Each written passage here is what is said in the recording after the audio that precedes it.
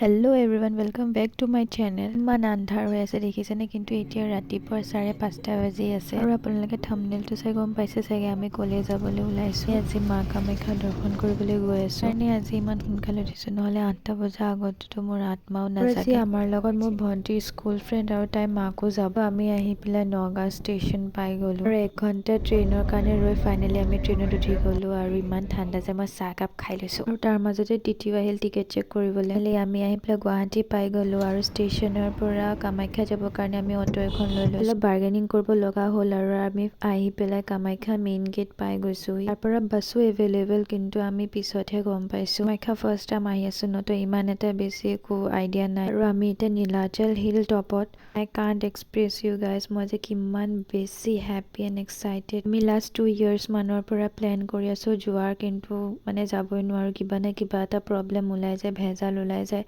বাট এবাৰ ফাইনেলি মই গৈ আছো এণ্ড মোৰ মানে ইমান বেছি ভাল লাগি আছে। এষাৰ কথা আছে নহয়, সময় সে পহলে और जरूरत से ज्यादा ना कभी किसी को मिला है ना मिलेगा। আচল কথা সেইটোৱে।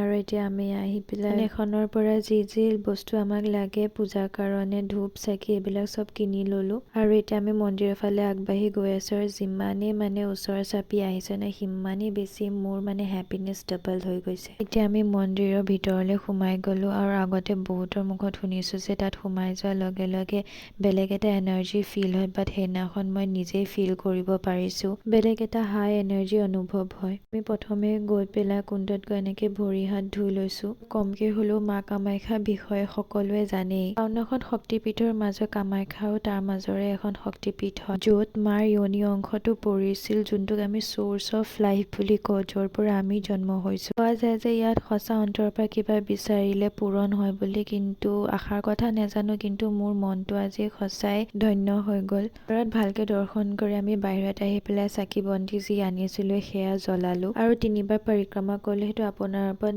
ডিপেণ্ড কৰে আপুনি কেইবাৰ কৰিব খুজিছে। আমাৰ চাকি বন্তি দি সেৱা চেৱা কৰাৰ পিছত আমি এনেই অকমান সময় তাত ৰৈ আছিলো আৰু মই দেখিলো যে কেইজনমান মানুহে তাত ইডলি চাৰ্ভ কৰি আছিল। চ' মই ভাবিছো তেওঁলোকে বেছি আছে, এণ্ড মই ইমান বুদ্ধু, মই গৈ পেলাই সুধি দিছো তেওঁলোকক। তেতিয়া তেওঁলোকে কৈছে যে নাই, তেওঁলোকে নিজৰ গ্ৰুপৰ কাৰণে বনাই আনিছিল। সোধাৰ কাৰণে তেওঁলোকে আমাক অফাৰ কৰিলে যে খাই টেষ্ট কৰি চাবৰ কাৰণে। তেওঁলোক চাউথৰ পৰা আহিছিল। গডছ ৱেৰ গাইজ, মোৰ লাইফৰ বেষ্ট ইডলি আছিল, ইমান বেছি টেষ্টি আছিল নহয়। আৰু বহুত বেলেগ বেলেগ ষ্টেটৰ পৰা মানুহ আহিছিল দৰ্শন কৰিবৰ কাৰণে, আৰু আমি ইমান ওচৰতে থাকি পেলাই যাবলৈ নোৱাৰো।